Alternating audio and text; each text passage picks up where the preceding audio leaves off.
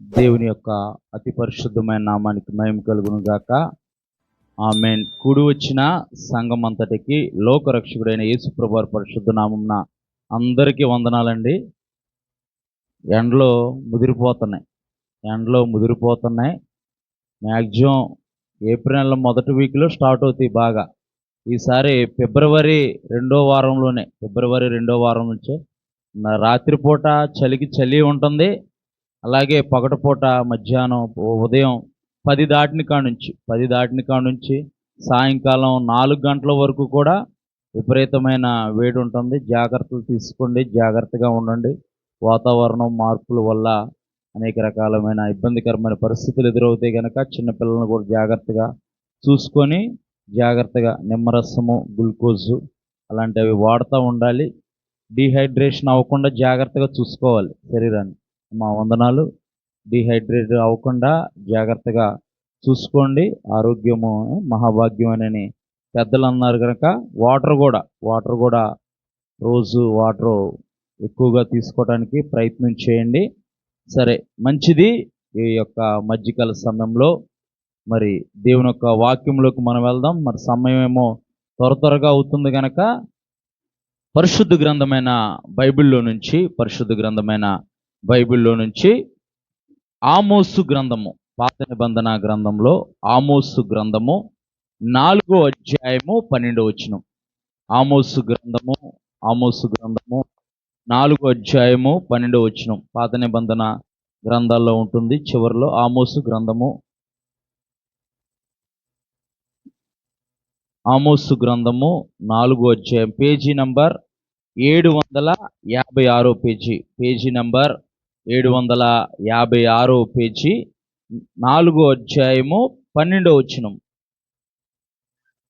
కాబట్టి ఇశ్రాయేలులారా, మీ ఎడల నేను ఇలాగునే చేయుదును గనుక ఇశ్రాయేలులారా, మీరు దేవుని సన్నిధిని కనబడుటకై సిద్ధపడుడి. చాలమ్మా, ఇక్కడ దేవుని ఒక వాక్యం చెబుతుంది. ఇశ్రాయేలులారా, మీరు దేవుని సన్నిధిని కనబడుటకై సిద్ధపడుడి. ప్రార్థన చేసుకుందాం. గల తండ్రి, కృపగల దేవా, నీ పరిశుద్ధమైన అత్యున్నతమైన ఘనమైన నామాన్ని బట్టి మీకు వందనాలు, కృతజ్ఞతాస్తుతులు, స్తోత్రాలు ప్రభా. గత వారమంతా ప్రభా మా యొక్క తండ్రి ప్రభా పరిచర్యని, కుటుంబాలన్నిటిని, సంఘం అంతటిని ప్రభా మీరు కాచి కాపాడారు నాయన. అందును బట్టి మీకు వందనాలు, కృతజ్ఞతాస్తుతులు, స్తోత్రాలు ప్రభా. ఈ యొక్క మధ్యకాల సమయంలో ప్రభా నీ సన్నిధికి వచ్చి ఉన్నావు నాయన. నీవెంతైనా నమ్మదగిన దేవుడివి. నిన్ను ఆశ్రయించిన వారిని నీవేమాత్రము విడిచిపెట్టే దేవుడు కాదు నాయన. నా యొద్దకు రండి, నేను మీ యొద్దకు వస్తానన్నావు ప్రభా. నా తట్టు తిరగండి, నేను మీ తట్టు తిరుగుతానన్నావు ప్రభా. అయా, నీ యొద్దకు వచ్చిన వారిని మీరు ఎంత మాత్రము త్రోసివేసే దేవుడు కాకుండా నాయన, భారం మోసుకున్న సమస్త జనులారా నా యొద్దకు రండి, మీరు నీకు విశ్రాంతిని కలగజేస్తానంటున్నావు నాయన. అయా, మా ప్రాణములకు విశ్రాంతి కొరకు, మా జీవితాల్లో ఎదురవుతున్న ఒడిదుడుకుల యొక్క కొరకు, నెమ్మది కొరకు ప్రభా, ఒడిదుడుకు పరిస్థితుల్లో నెమ్మది కొరకు, సమాధానం కొరకు, సంతోషం కొరకు, ఆరోగ్యం కొరకు ప్రభా నీ సన్నిధికి మేము వచ్చి ఉన్నాము నాయన. ప్రభా, నీ వాక్యము బండల్ని బద్దలు కొట్టు సుత్తి వంటిది నాయన. నీ వాక్యము అగ్ని వంటిది నాయన. నీ వాక్యము చాకలవాణి సబ్బు వంటిది నాయన. అయా, నీ వాక్యముతో తండ్రి ప్రభా నాతో, మా అందరితో మీరు మాట్లాడి ప్రభా. అయా, నీ వాక్యపు వెలుగులో మమ్మల్ని నడిపించు ప్రభా.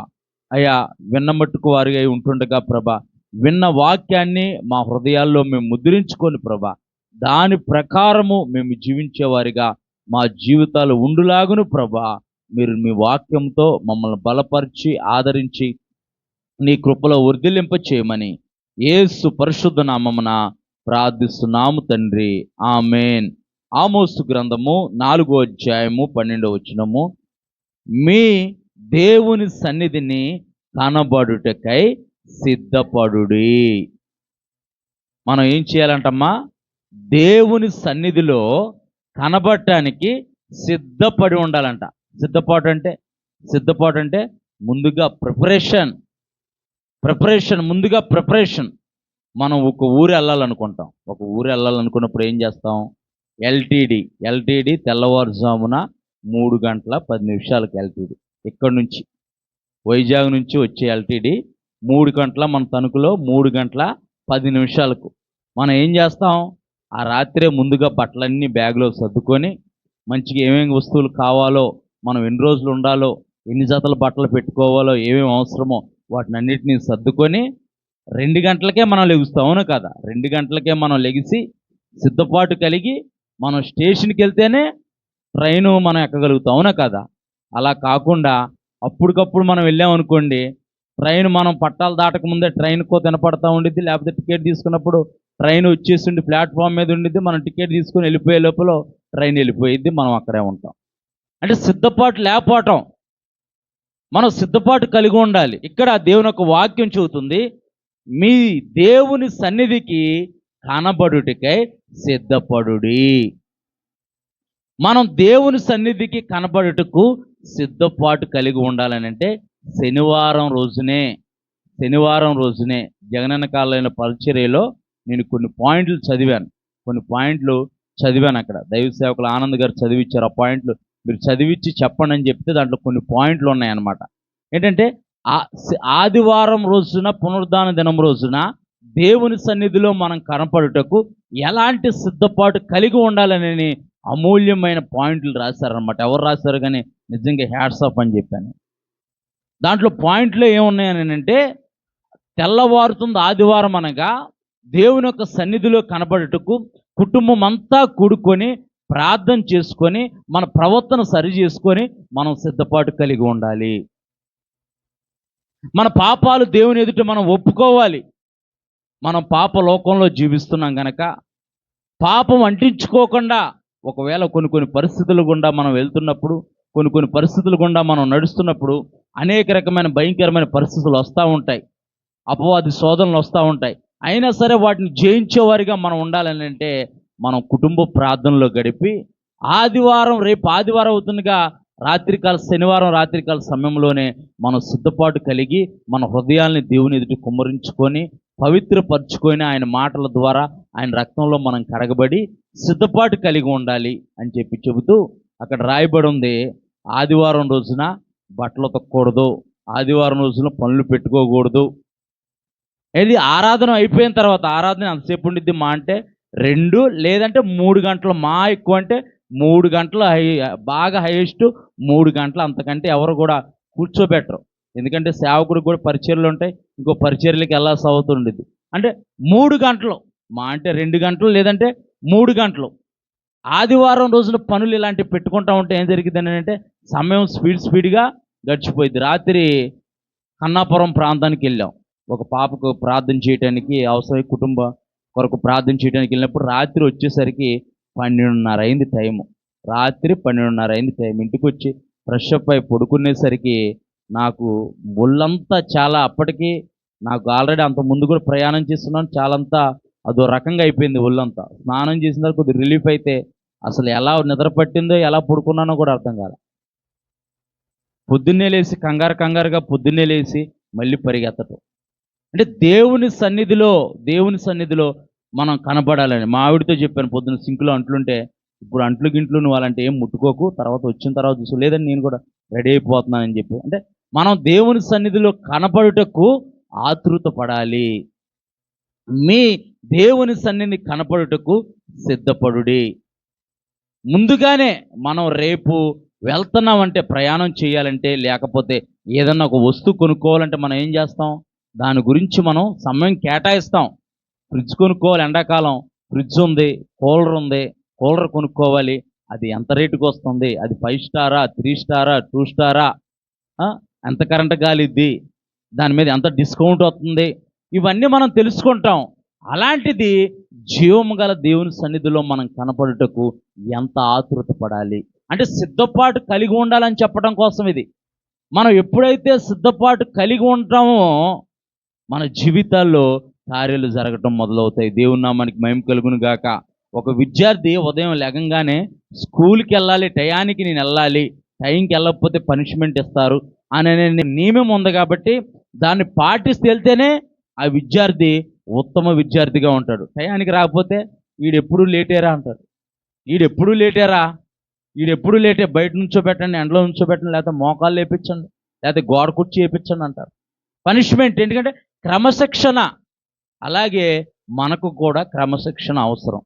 సమయం అంటే సమయానికే రావాలి. ఎందుకనంటే దేవుని సన్నిధిలో ఒక మాట, దైవజనుడు ఒక మాట చెబుతున్నప్పుడు ఆ మాట కానీ మిస్ అయిపోయావనుకో, ఒకవేళ ఆ మాట వల్లే నువ్వు ఆదరించబడతావేమో, ఆ మాట వల్లే నువ్వు కట్టబడతావేమో, ఆ మాట వల్లే దీవించబడతావేమో. ఒక్క మాట మిస్ అయితే ఇంకా ఆ రోజు ఆశీర్వాదం కోల్పోయినట్టే. మనం ఆ రోజు నేను అలాగే అనుకుంటాను, ఆశీర్వాదం కోల్పోయినట్టే, ఆశీర్వాదం కోల్పోయినట్టే. మనము దేవుని సన్నిధిలో కనబడటకు, పిల్లలు కింద కూర్చున్నానా, చైర్లు పెద్దవారికి ఇవ్వండి, పిల్లల కింద కూర్చోండి. మనం దేవుని సన్నిధిలో కనబడటకు ఎప్పుడైతే మనం సిద్ధపాటు కలిగి ఉంటామో, మనుషుల్ని మనం చూడకపోవచ్చు, మన ఇరుగు పొరుగు వారు మనం చూడకపోవచ్చు, కానీ మనల్ని సృజించిన దేవుడు చూస్తాడు. తప్పకుండా ఆయన ఆశీర్వదిస్తాడు. దేవుని నామానికి మహిమ కలుగును గాక.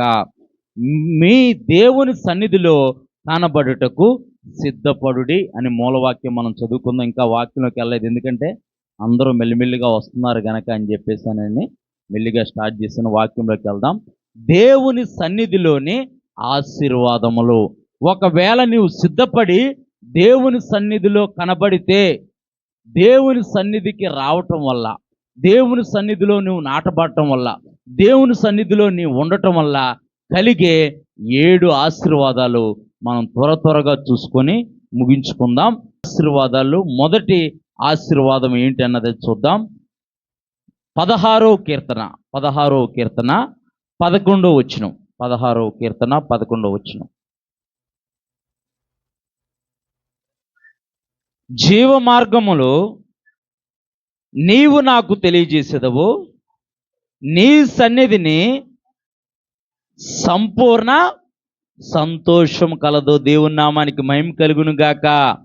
జీవ మార్గములు నీవు నాకు తెలియజేసేదవు, నీ సన్నిధిని సంపూర్ణ సంతోషం కలదు. దేవుని నామానికి మహిమ కలుగును గాక. ఎటువంటి సంతోషం అంట? నీ సన్నిధిని సంపూర్ణ సంతోషం కలదు. దేవుని నామానికి మహిమ కలుగును గాక. ఒకవేళ నీ జీవితంలో సంతోషం లేదని వచ్చావేమో, దుఃఖంతో వచ్చావేమో, వేదంతో వచ్చావేమో, నా జీవితం ఇంతే అని నీవు వచ్చావేమో, నీవు దేవుని సన్నిధిలో కనబడుటకు సిద్ధపాటు కలిగి, నీవు దేవుని సన్నిధికి వస్తే నీ జీవితంలో కోల్పోయిన, నీ జీవితంలో ఏదైతే నీ జీవితంలో జరగట్లేదని నీవు బాధపడుతున్నావో, ఏదైతే సంతోషం లేక నీవు కృంగిపోయి ఉన్నావో, దేవుని సన్నిధిలో సంపూర్ణమైన సంతోషం కలదంట. దేవుని నామానికి మహిమ కలుగును గాక. ఒకప్పుడు సంతోషం లేని మన జీవితాల్లో, దుఃఖంతో నిండిపోయిన ఉన్న మన జీవితాల్లో, వేదంతో నిండిపోయి ఉన్న మన జీవితాల్లో ఎప్పుడైతే మనం దేవుని మందిరానికి రావటం మొదలు పెట్టామో, ఎప్పుడైతే దేవుని మందిరంలో మనం కనబడటం మొదలు పెట్టామో, ఎప్పుడైతే దేవుని మాటలు మనం విని వాటిని హృదయాల్లో దాచుకోవటం మొదలు పెట్టామో, సంతోషం లేని మన జీవితాల్లో దేవుడు పరిపూర్ణమైన సంతోషం కలుగజేశాడు. దేవుని నామానికి మహిమ కలుగును గాక. లోకంలో ఉంటున్న వారికి లేదు ఈ నిరీక్షణ. లోకంలో ఉంటున్న వారిని అడిగితే నువ్వు సంతోషంగా ఉన్నావు అని అడిగితే ఏం చెబుతారు? ఎవరిని అడిగారా మీరు ఎప్పుడన్నా? మీరు లోకంలో జీవిస్తున్న వారిని ఎవరైనా నువ్వు హ్యాపీగా ఉన్నావా అని అంటే, హ్యాపీ లేదు నాకంతా బీపీ అంటారు. హ్యాపీ లేదు నాకంతా బీపీ అంటారు. ఏ బాబు, ఎందుకు హ్యాపీ కాదు? ఎందుకు? నీకు అన్నీ ఉన్నాయి కదా, ఆస్తి ఉంది, ఉద్యోగం ఉంది, నెల సంపాదన ఉంది, భార్య ఉన్నారు, పిల్లలు ఉన్నారు అని అంటే, అవి ఉంటానే ఉన్నాయి కానీ హ్యాపీ మాత్రం నా జీవితం లేదండి, ఓన్లీ బీపీఏ ఉందంటారు. ఎవరిని అడిగినా సరే వారి జీవితాల్లో సంతోషం లేదు. పరిపూర్ణమైన సంతోషం ఎక్కడుందని అంటే, నిజ దేవుడైన జీవం గల దేవుని యొక్క సన్నిధిలో పరిపూర్ణమైన సంతోషం ఉంది. ఒకవేళ ఈ యొక్క మధ్యకాల సమయంలో సంతోషం లేక వచ్చావేమో, సమాధానం లేకుండా వచ్చావేమో, దుఃఖంతో వచ్చావేమో, వేదనతో వచ్చావేమో, కృంగుపాటుతో వచ్చావేమో, దేవుడు నీకు పరిపూర్ణమైన సంతోషాన్ని ఇవ్వబోతున్నాడు. దేవుని నామానికి మహిమ కలుగును గాక. ఏదైతే నీ జీవితంలో కోల్పోయావో, దానివల్ల నీ జీవితము దుఃఖంతో నడుస్తుందేమో, నీ జీవితంలో సంతోషమే కొదువైందేమో, దేవుడు నీకు పరిపూర్ణమైన సంతోషం ఇవ్వబోతున్నాడు. దేవుని నామానికి మహిమ కలుగును గాక. 2012, 13, 14, 15 దాదాపు 10 సంవత్సరాల వరకు, దాదాపు ఎన్ని సంవత్సరాలు? 10 సంవత్సరాల వరకు, 10 సంవత్సరాల వరకు కూడా నా జీవితంలో సంతోషం అన్నది లేనట్టుగానే ఉంది. సంతోషం అసలు కనబడేది కాదు నా జీవితంలో. హ్యాపీగా అసలు ఉందామని అంటే ఎటు చూసినా సరే అంతా మూయబడిన ద్వారాలుగా ఉండేది. ఎటు చూసినా సరే అంధకారంగా ఉండేది. అయినా సరే దేవుణ్ణి విడిచిపెట్టలేదు నేను. ప్రభువా, ఏది ఏమైనా సరే నీవు నా జీవితాన్ని మార్చగల సమర్థుడు ప్రభువా. ఒకవేళ నా అపరాధం వల్ల, నా స్వయంకృత అపరాధం వల్ల, నా అవివేకం వల్ల, నా అజ్ఞానం వల్ల ఈ పరిస్థితులన్నింటినీ నేను కొని తెచ్చుకున్నాను. ఇవన్నీ నీవు పెట్టినవి కాదు. ఇవన్నీ నేను కొని తెచ్చుకున్నా సరే నీ యొద్దకు నేను వచ్చాను గనక, నీ సన్నిధిలో నేను కనబడుతున్నాను గనక, నీ యొద్ద పరిపూర్ణమైన సంతోషం కలదు గనక, ఆ సంతోషాన్ని నీవు నాకు అనుగ్రహించే దేవుడు అయ్యా అని దేవుడి మీద నేను ఆధారపడినప్పుడు, దేవుని సన్నిధిలో కనబడటకు నేను ప్రయాసపడ్డాను. కష్టమైన, బాధ అయినా, వేదైనా, దుఃఖమైన ఎటువంటి పరిస్థితి అయినా సరే దేవుని సన్నిధికి వెళ్ళి తీరాల్సిందని వెళ్ళేవాడిని. ఎన్నో పరిస్థితులు ఎదురయ్యాయి. కరెక్ట్గా ఆదివారం రాగానే పరిస్థితులు మొదలయ్యాయి. లేదంటే రేపు ఆదివారం అనగానే శనివారమే పరిస్థితులు మొదలయ్యాయి. చర్చికి, దేవుని మందిరానికి వెళ్ళకుండా ఆటంకపరిచేటట్టు ఎన్ని పరిస్థితులు ఎదురైనా సరే నా జీవితంలో నేను దేవుని మందిరాన్ని విడిచిపెట్టలేదు. వేలల్లో చెప్పచ్చు. వేలలో లెక్క పెట్టానంటే 1 లేదా 2 సార్లే క్లిష్టమైన పరిస్థితుల్లో నేను దేవుని సన్నిధానికి వెళ్ళలేదు. 1 లేదా 2 సార్లు. ఎప్పుడు ఎటువంటి పరిస్థితుల్లో కూడా ఆ కరోనా టైంలో కూడా మా ఇంట్లో మా స్నేహితులు ఒకరు ఉన్నారు, పాస్టర్ గారు ఒకరు ఉన్నారు, ఆత్మీయ స్నేహితులు. ఆ పాస్టర్ గారిని పిలిచి కుటుంబం అంతా కలిసి ఆరాధన చేసుకొని, వాక్యం చదువుకొని, అందరం కూడుకొని ప్రార్థన చేసి దేవుణ్ణి మహింపరిచాం. దేవుని నామానికి మహిమ కలుగును గాక. ఎందుకనంటే మన దేవుడు 2-3 ఆయన నామంలో కూడి ఉంటే వారి మధ్యన ఉంటానన్న దేవుడు. చుట్టుపక్కలకు ఆశ్చర్యం కలిగింది, చుట్టుపక్కల ఉన్న వాళ్ళందరికీ ఆశ్చర్యం కలిగింది. తర్వాత కరోనా తగ్గిపోయిన తర్వాత చర్చిలకు వెళ్ళిపోతుంది, మీ ఇంట్లో ప్రార్థన జరగట్లేదా అని అడుగుతున్నారు వాళ్ళు. మీ ఇంట్లో ప్రార్థన జరగట్లేదా అని అడిగేవాళ్ళు. లేదు, ఇప్పుడు చర్చిలు ఓపెన్ చేశారు కదా, చర్చిల్లో ప్రార్థనలు జరుగుతున్నాయి అని అంటే మంచిగా చేసుకునే వాళ్ళు, మంచిగా జరిగేదనేవాళ్ళు. అంటే మనము దేవుళ్ళో కట్టబట్టం చూసి అనేకులు కూడా కట్టబట్టడానికి దేవుడు వారి హృదయాన్ని తాగుతాడు. దేవుని నామానికి మహిమ కలుగును గాక. నీవు ఉదయకాలమే లేచి పనులన్నింటినీ పక్కన పెట్టేసి దేవుని సన్నిధానంలో నేను కనబడాలని నువ్వు ఆతృత పడితే దేవుని యొక్క ఆశీర్వాదాలు తప్పకుండా నీపైన, నీ కుటుంబం పైన దేవుడు కుమ్మరిస్తాడు. దేవుని నామానికి మహిమ కలుగును గాక. ప్రతిరోజు మనం ఉద్యోగం చేస్తూ ఉంటాం, లేకపోతే వ్యాపారం చేస్తూ ఉంటాం. వ్యాపారస్తులను చూడండి, వాళ్ళు రాత్రి 10, 11, 12 కూడా అయితే వాళ్ళకి ఎట్టి పరిస్థితుల్లో ఉదయం 7 గంటలకే షట్టర్ ఓపెన్ చేయాల్సిందే. భూమి ఆకాశం తల్లకిందులైనా సరే అవసరమైతే షట్టర్ ఓపెన్ చేసి గుమ్మస్తాన్ని పెట్టేసి నువ్వు బేరం చూస్తూ ఉండి, నేను ఏదైనా పని ఉంటే పని చూసుకొని వస్తాను అంటాడు ఓనర్లు. అవునా కాదు? ఎవరైనా చూసారు ఎప్పుడన్నా? షట్టర్లు వేపేసి గుమ్మస్తాన్ని పెట్టి, పనుల్ని పెట్టి, నువ్వు బేరం చూసుకుంటా ఉండు, నేను ఏదైనా అవసరమైతే నాకు ఫోన్ చేయి అంటే అది జీవనోపాధి నిమిత్తము క్రమశిక్షణ కలిగి చేస్తేనే వారి కుటుంబం ముందుకెళ్ళిద్ది.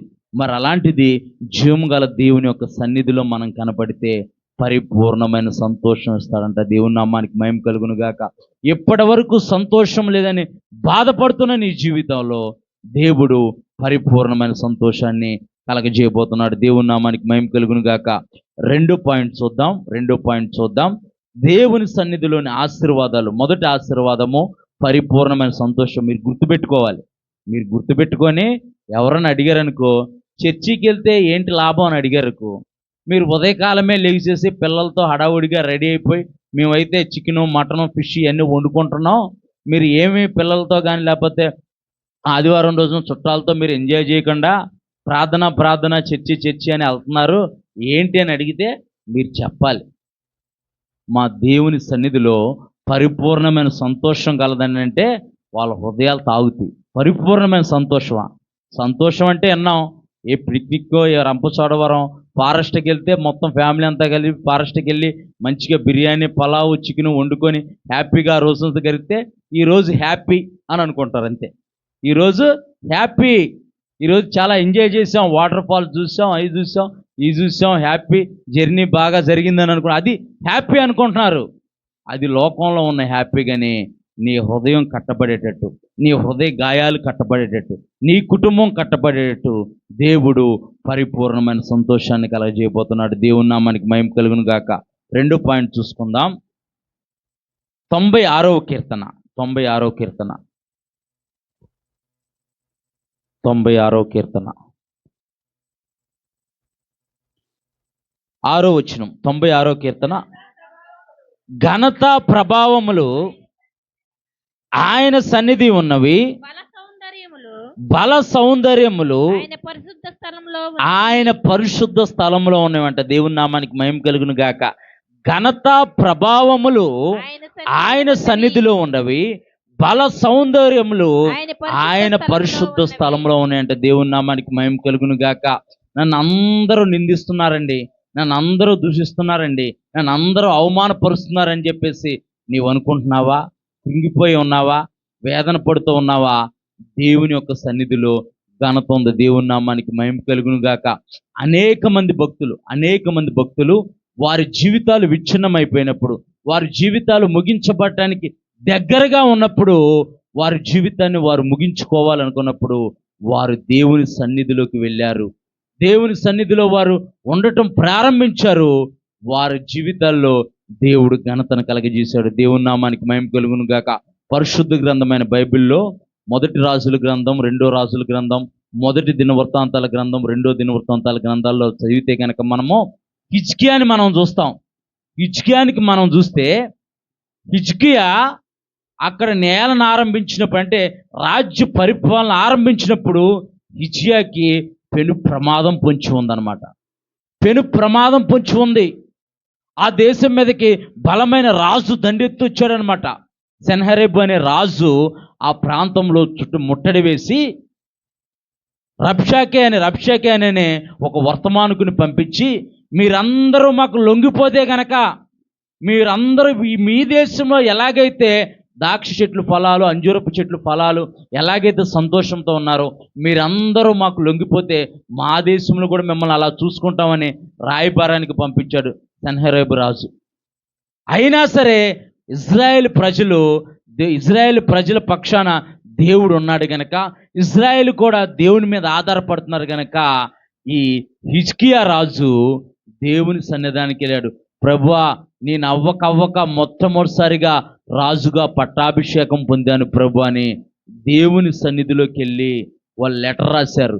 మీ దేవుడు మిమ్మల్ని రక్షించడో, నేను అనేక దేశాలని నేను జయించుకుంటూ వచ్చాను, ఆ దేశంలో ఉన్న ఏ దేవుడు అనబడిన వారు కూడా రక్షించలేదు, వారందరినీ నాకు అప్పగిచ్చారు, అలాగే మీరు నమ్ముకున్న దేవుడు కూడా మిమ్మల్ని నాకు అప్పగిస్తాడని చెప్పేసి వార్నింగ్ లెటర్ పంపితే, ఆ లెటర్ పట్టుకొని వెళ్ళి, ప్రభువా, నీవే ఘనతను కలగజేయవాడివి, నీవే ప్రభావాన్ని కలగజేయవాడివి, నీ సన్నిధిలో ఘనత ప్రభావములు ఉన్నవి, సౌందర్యం ఉన్నది ప్రభు అని చెప్పేసి దేవుని సన్నిధిలో ప్రార్థించడం మొదలు పెడితే, దేవుడు తన దూతను పంపి శత్రువులను హతమార్చి అవమానం పొందటానికి దగ్గరగా ఉన్న హిజ్కియా రాజుని ఘనతకు ఆస్కారం చేశాడు. దేవుని నామానికి మహిమ కలుగును గాక. అవ్వక రాజైతే దేవుడు తనకు ఉన్న పెను ప్రమాదం నుంచి, తనకున్న అపాయం నుంచి దేవుడు తప్పించి ఘనతకు కారణం చేశాడు. దేవుని నామానికి మహిమ కలుగును గాక. దేవుని సన్నిధిలో ఘనత ప్రభావములు కలవు. హిజ్కియా రాజు దేవుని మందిరాన్ని తెరిపించాడు, దేవుని మందిరాన్ని బాగు చేశాడు, మంచి పరిపాలన చేశాడు. దేవుడు ధర్మశాస్త్రాన్ని, దేవుడిచ్చిన ఆజ్ఞల్ని, కట్టల్ని మీరందరూ తూచా తప్పకుండా పాటించాలని చెప్పేసి ఆజ్ఞ జారీ చేశాడు. హిజ్కియా దినముల్లో దేశము వర్ధిల్లింది అని పరిశుద్ధ గ్రంథమైన బైబిల్లో రాయబడి ఉంది. దేవుని నామానికి మహిమ కలుగును గాక. నీవు ఎటువంటి అవమానంతో ఉన్నా, ఎటువంటి కృంగుబాటుతో ఉన్నా, ఎటువంటి వేదనతో ఉన్నా, ఎటువంటి సమస్యతో ఉన్నా సరే, నీవు దేవుని సన్నిధిలో కనబడితే దేవుని సన్నిధిలో ఘనత ప్రభావములు కలవు. దేవుని నామానికి మహిమ కలుగును గాక. ఒకవేళ ఉద్యోగంలో నీ సహచరులు నిన్ను అవమానపరుస్తున్నారేమో, ఉద్యోగంలో నీ తోటివారు నిన్ను నిందిస్తున్నారేమో, నీవు దేవుని సన్నిధిలో కనబడటానికి ప్రయత్నం చేస్తే, నీవు దేవుని సన్నిధిలో జీవించడానికి ప్రయత్నం చేస్తే, దేవుడు వారి ముందే గొర్రెపోతు కొమ్ము వలె నీ కొమ్మును హెచ్చిస్తాడు. దేవుని నామానికి మహిమ కలుగును గాక. మొదటి పాయింట్ ఏమో సంపూర్ణమైన సంతోషము, రెండో పాయింట్ ఘనత ప్రభావములో, మూడో పాయింట్ చూద్దాం. ప్రసంగి గ్రంథము 8వ అధ్యాయము 12వ వచనం. 8వ అధ్యాయము 12వ వచనం చివరి లైన్ చదివితే సరిపోయిద్దమ్మా. చివరి లైన్ చదువు. దేవుని యందు భయభక్తులు కలిగి ఆయన సన్నిధికి భయపడి వారు క్షేమముగా నుందురంట. అంటే దేవుని సన్నిధిలో నువ్వు ఆ వారమంతా నీ జీవితంలో క్షేమం కలగాలంటే, ఆ వారమంతా నీకు భద్రత కలగాలంటే, ఆ వారమంతా దేవుని కాపుదల నీకు నీ కుటుంబానికి ఉండాలంటే, నీ బిడ్డలకి ఉండాలంటే, నీవు దేవుని సన్నిధిలో కనపడాలి. దేవుని నామానికి మహిమ కలుగును గాక. మరొకసారి నేను చదువుతున్నాను. దేవుని యందు భయభక్తులు కలిగి ఆయన సన్నిధికి భయపడి వారు క్షేమముగా నుందురు. ఆయన సన్నిధికి భయపడివారంటే, నేను ఏది ఏమైనా సరే దేవుని సన్నిధానికి సమయానికి వెళ్ళాలి. భయపడటం అంటే అదే.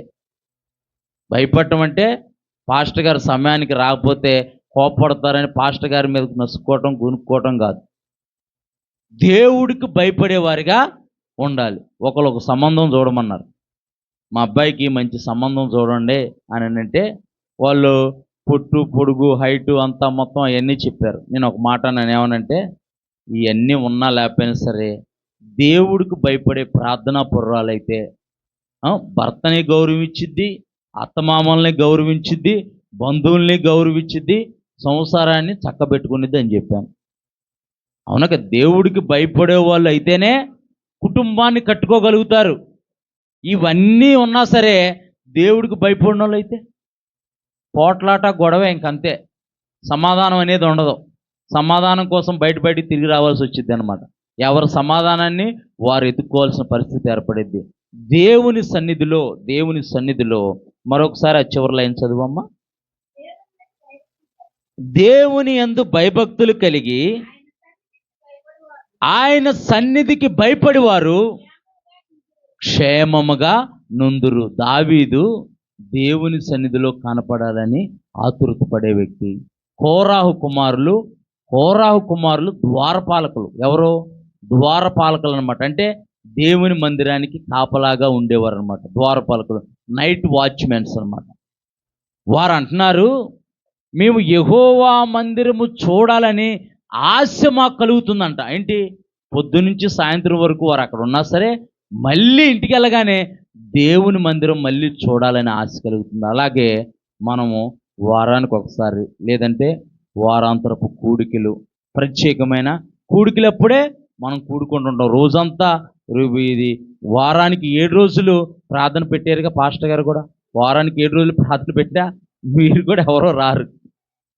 అంటే సమయం, దేవుడికి ఇవ్వవలసిన సమయం దేవుడికి ఇస్తే దేవుడి దీవెనలు, ఆశీర్వాదాలు, క్షేమము, భద్రత, కాపుదల, దేవుని యొక్క సన్నిధి, దేవుని యొక్క సమాధానము మన కుటుంబం పాలన ఉండిద్ది. దేవుని నామానికి మహిమ కలుగును గాక. మొదటి పాయింట్ సంపూర్ణమైన సంతోషము, రెండో పాయింట్ ఘనత ప్రభావంలో, మూడో పాయింట్ క్షేమము, నాలుగో పాయింట్ చూద్దాం. సంఖ్యాకాండము 6వ అధ్యాయము 25, 26 వచనాలు.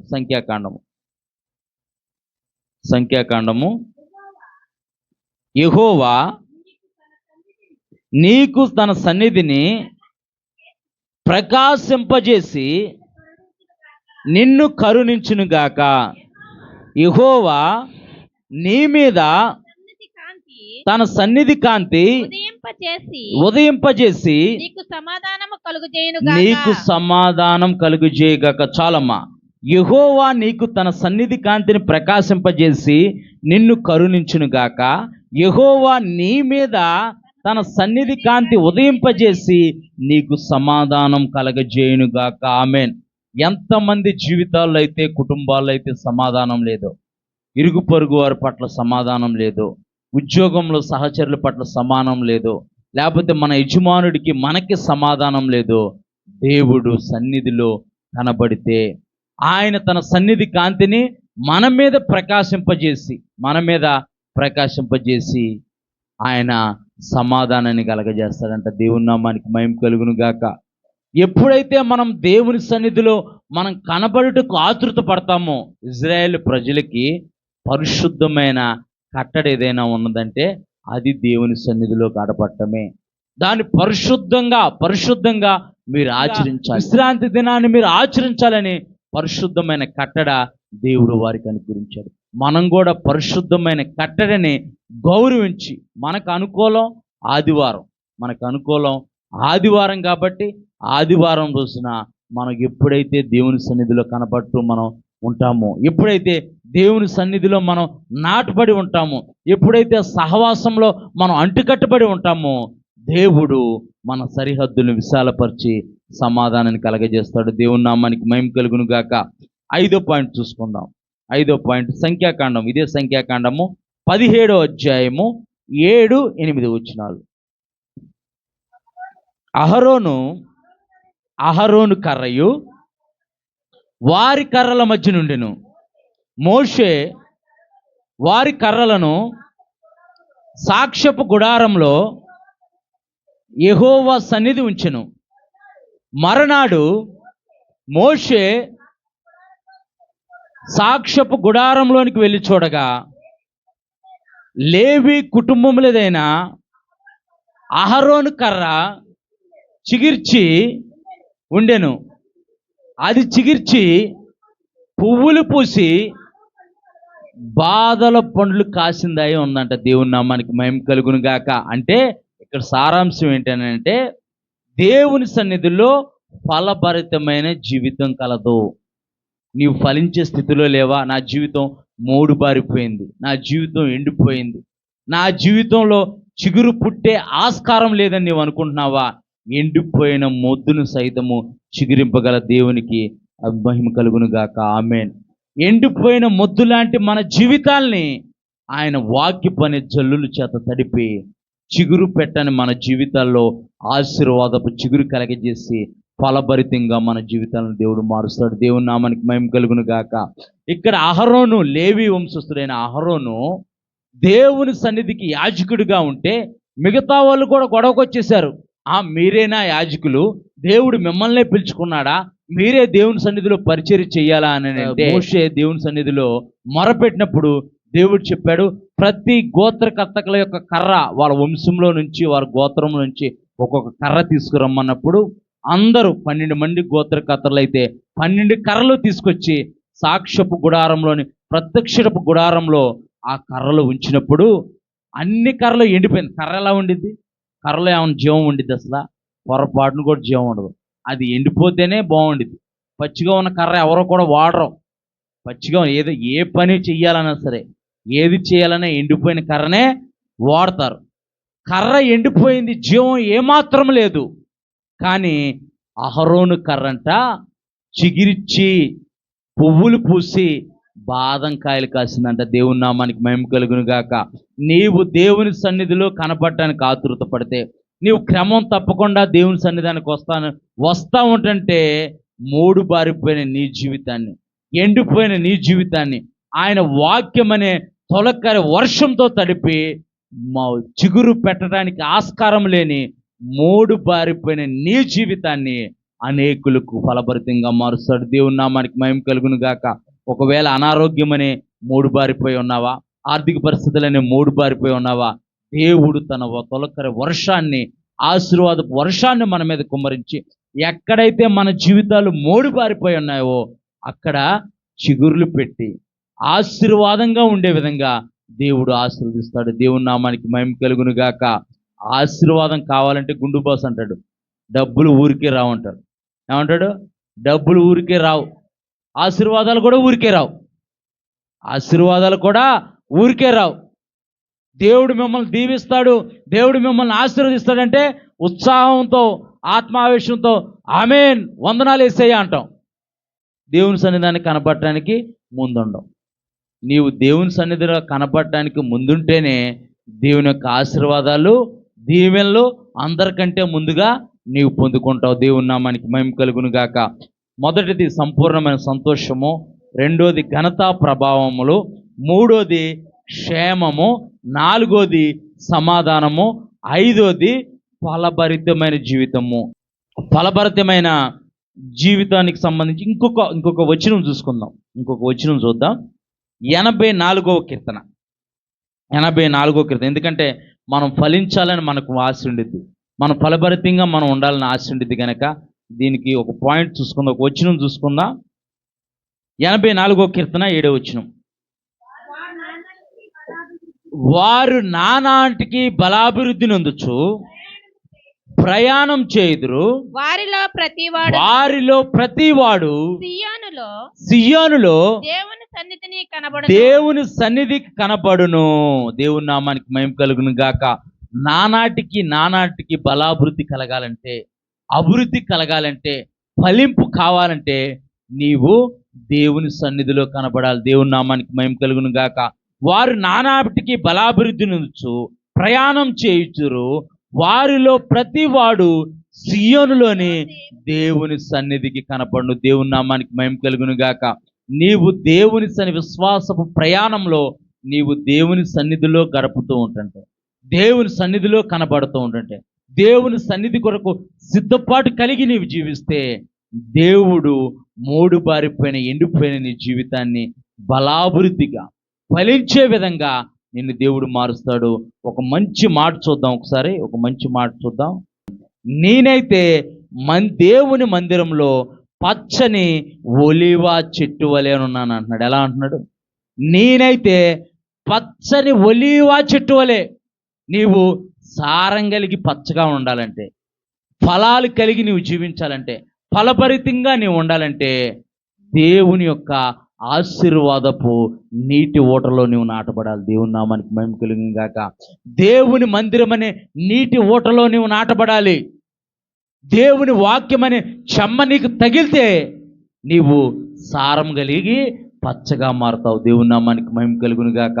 మూడు బారిపోయిన మన జీవితాలు పచ్చగా మారిపోవాలంటే, ఎండిపోయిన మన జీవితాలు ఫలభరితంగా మారాలంటే నీటి ఊట అయిన దేవుని మందిరంలో మనం ఎప్పుడైతే నాటపడతామో ఆ యొక్క ఆశీర్వాదపు జల్లు, ఆ తొలకరి వాన, దేవుని వర్షము ఎప్పుడైతే మన మీద కురుస్తుందో, వాక్యం అనే తొలకరి వాన ఎప్పుడైతే మన పైన కురుస్తుందో మనం తడపబడి మొద్దులో నుంచి చిగురు పెట్టినట్టుగా, తొలకరి వర్షం పడినప్పుడు ఎలాగైతే భూమి ఫలభరితంగా మారిద్దో, ఎలాగైతే ఎండిపోయిన మొద్దు చిగురించడం మొదలుపెట్టిద్దో, మన జీవితాల్లో కూడా దేవుని వాక్యం అనే వర్షము మన మీద కురిసి మనం తడినప్పుడు, మనం తడపబడినప్పుడు దేవుని యొక్క దీవెనలు, దేవుని యొక్క ఆశీర్వాదాలు మనం పొందుకుంటాం. దేవుని నామానికి మహిమ కలుగును గాక.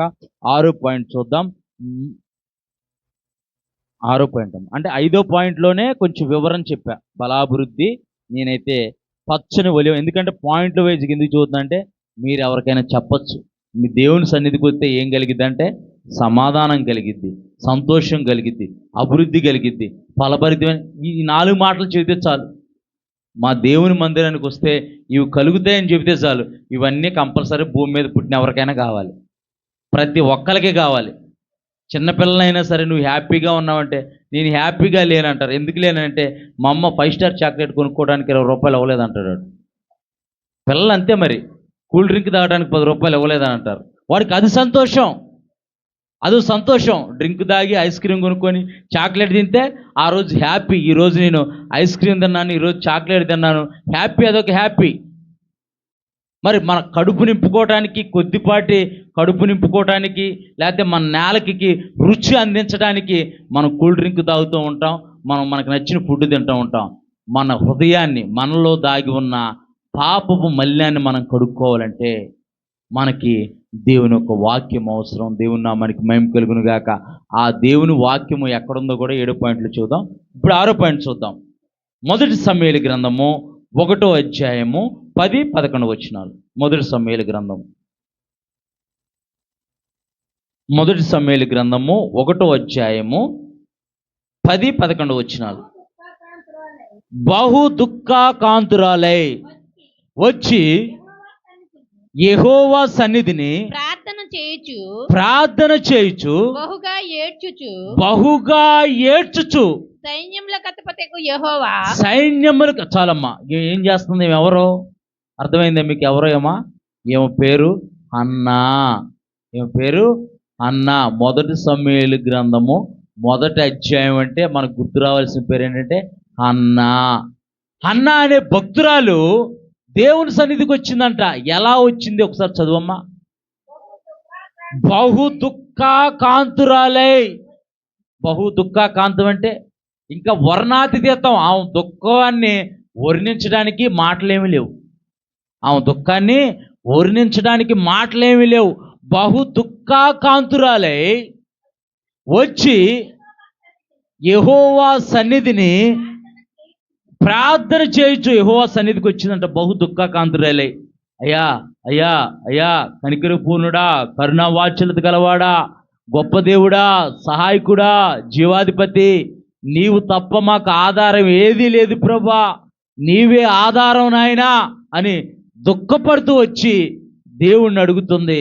బహు దుఃఖాకాంతురాలై ఏడుస్తూ, ప్రభువా నా గర్భాన్ని తెరువు ప్రభా, నన్ను దర్శించు ప్రభా, నాపై ఉన్న నిందను తొలగించు ప్రభా అని బహు దుఃఖాకాంతురాలై దేవుని సన్నిధికి వచ్చి మొరపెడుతున్నప్పుడు దేవుడు తన యాజకుడిని పంపి యాజకుడి నోటి మాట ద్వారా దేవుడు తన జీవితాల్లో కార్యాలు చేశాడు. ఆ ఏదైతే దుఃఖపడిందో, ఏదైతే వేదన పడిందో, ఏదైతే అవమానం పొందిందో, ఆ దుఃఖం నుంచి, ఆ అవమానం నుంచి దేవుడు ఆమెను విడిపించి ఆదరణ కలగజేశాడు. దేవుని నామానికి మహిమ కలుగును గాక. దేవుని సన్నిధిలో ఆదరణ కలగదు అనే పాయింట్ 6వ పాయింట్ గుర్తుపెట్టుకోవాలి. ఎన్నో పాయింట్?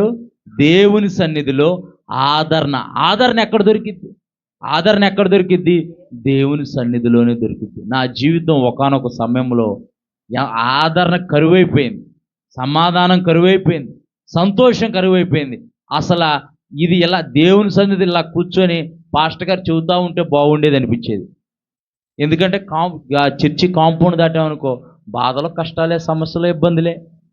ఇలా కూర్చొని దేవుని వాక్యం వాక్యం వాక్యం వినుకుంటా ఉంటుంటే ఆ రెండో రాకరేదో వచ్చేస్తే ఎత్తపడిపోతాం, అసలు ఏ గొడవ ఉండదు, ఏసు రక్తం చేయమనుకునేవాడు.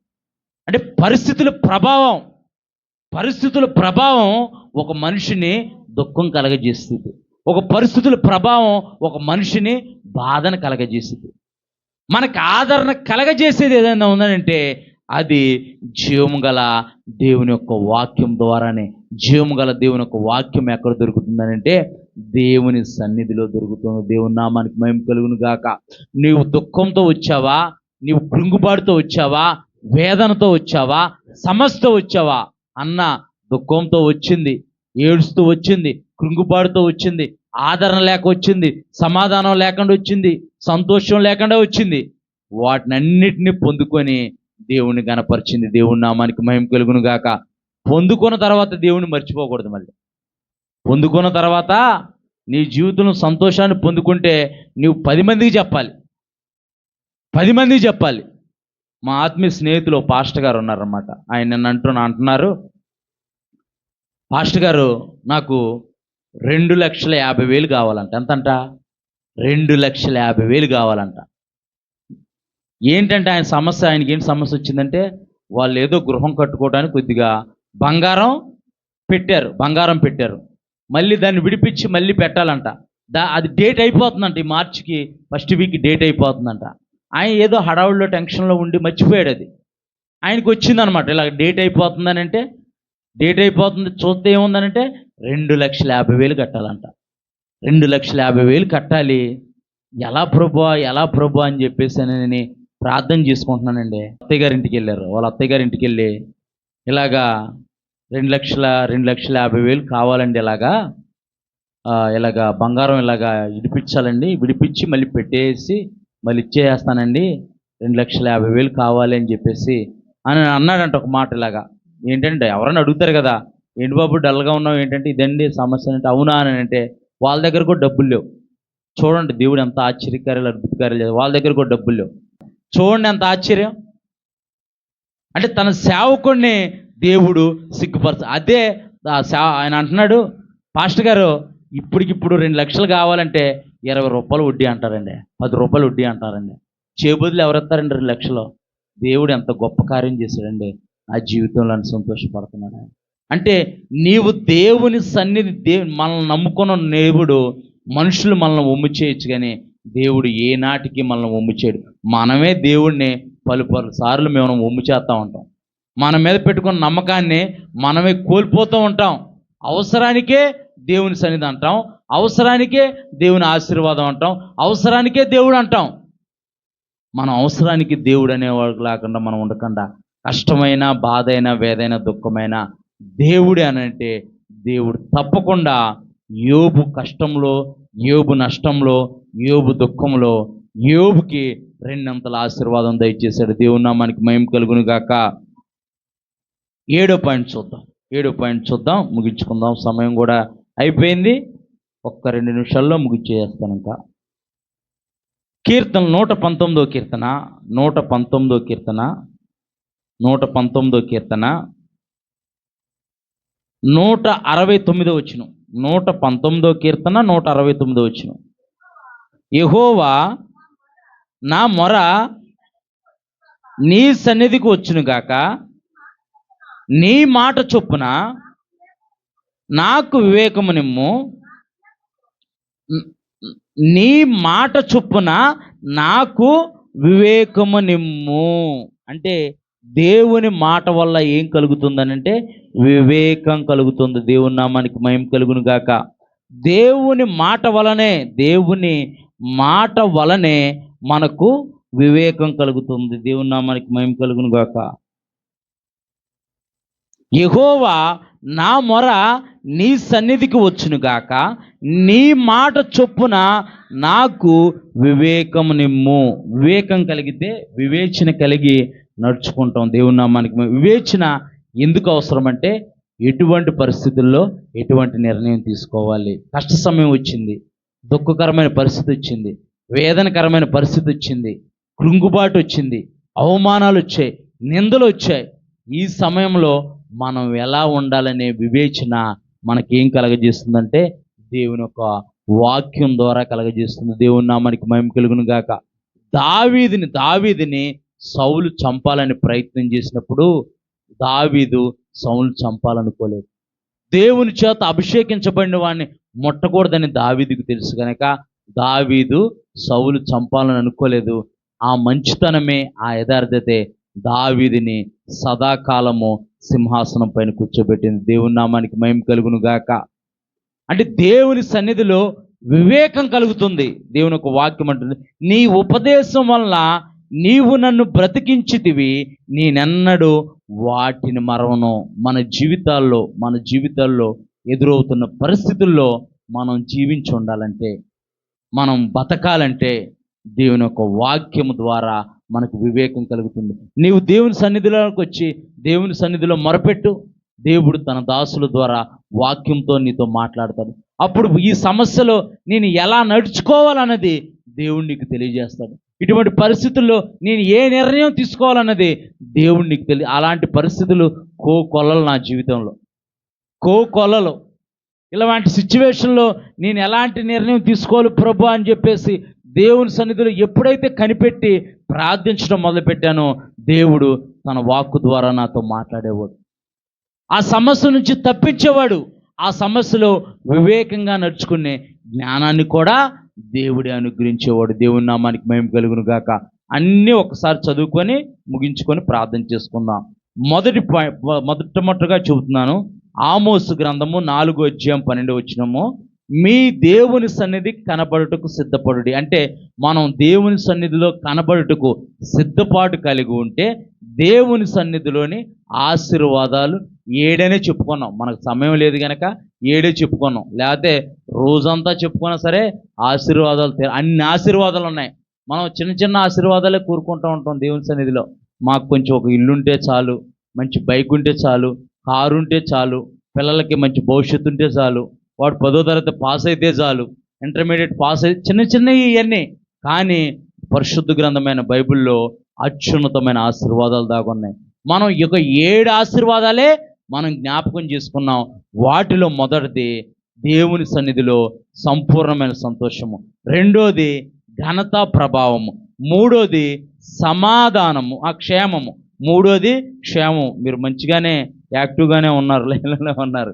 మూడోది క్షేమము, నాలుగోది సమాధానము, ఐదోది ఫలభరితమైన జీవితము, ఆరోది ఆదరణ, ఏడోది వివేకము. దేవుని నామానికి మహిమ కలుగును గాక. దేవుడు మిమ్మల్ని దీవించును గాక. ప్రార్థన చేసుకుందాం.